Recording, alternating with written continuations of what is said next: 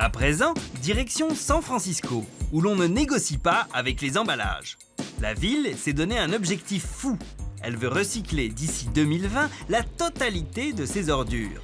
Atteindre le zéro déchet, c'est un pari ambitieux, quand on sait que la France, par exemple, n'en recycle que 37%.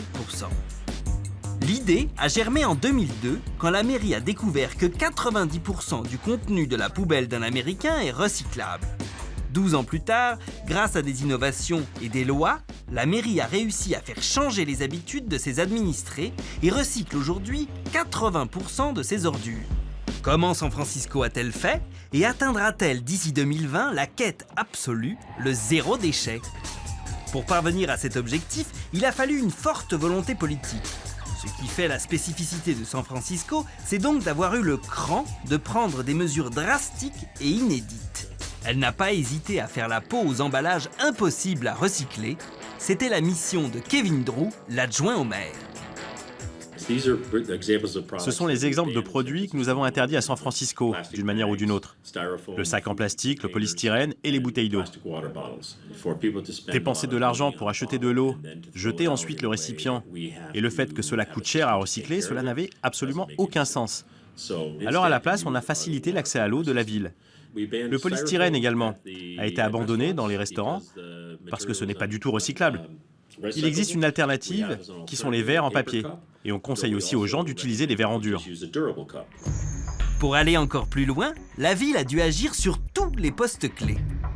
À commencer par le secteur du bâtiment, qui génère 15% de déchets de plus que les ménages.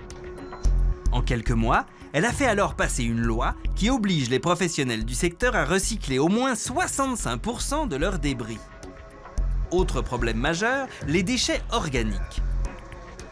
La ville a donc décidé de s'attaquer à tous les commerces vendant de la nourriture. On a vraiment mis la pression sur les restaurants, les épiceries, les supermarchés, là où la concentration de déchets organiques est la plus grande. On a réalisé que la nourriture était un vrai problème, donc on a conçu un programme spécifique. Ce programme spécifique, c'est tout simplement d'avoir augmenté considérablement les taxes sur les poubelles si elles ne sont pas triées. Car contrairement à ce qui se passe en France, à San Francisco, les taxes sur les ordures varient en fonction de la nature des déchets et sont prélevées directement aux particuliers comme aux professionnels. Premier exemple avec l'un des plus gros hôtels de la ville, le Hilton. On savait que si on faisait partie du programme, ça nous permettrait de faire des économies sur nos frais de poubelle. Et dès la première année, on a gagné 120 000 €. Et ça, c'était juste pour la première année. Ici, il faut le savoir, à San Francisco, les taxes sur les poubelles sont les plus élevées de tout le pays. L'hôtel a mis 1 an pour s'organiser. Mais c'était le seul moyen pour éviter de payer ces lourdes taxes. Et la mairie a fait exactement la même chose pour les particuliers. Sauf que pour mettre au pas 820 000 habitants, l'équivalent de la ville de Marseille, il a fallu innover. Une fois par semaine, Inga sort les poubelles de chez elle. Ici, à San Francisco, les habitants possèdent 3 poubelles, chacune de couleurs différentes. Dans la verte, il faut mettre tous les déchets organiques, la nourriture essentiellement. Dans la bleue, il faut mettre tous les déchets recyclables, plastique, carton, papier, etc. Et dans la noire, eh bien, il faut mettre tout le reste, c'est-à-dire ce qui n'est pas recyclable. Je déteste cette poubelle. Quand je sors de la ville et que je vois dans les déchetteries des montagnes d'ordures, c'est juste que ça me rend malade. Alors, je déteste cette poubelle.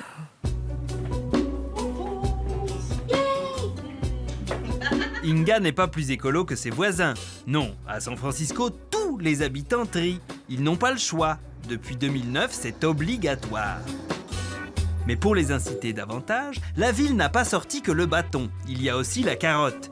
Désormais, ceux qui diminuent leurs déchets diminuent aussi leurs factures. Voilà une carotte qui ne finira pas à la poubelle. La poubelle pour les plastiques coûte 4 $. Le compost coûte 2 $ et la poubelle noire coûte 25 $ par mois. Ça, c'est parce qu'on a une poubelle de 120 litres. Mais si on la remplaçait par une de 75 litres, alors on paierait 10 $ de moins. Ils nous mettent une pression financière pour qu'on réduise nos déchets.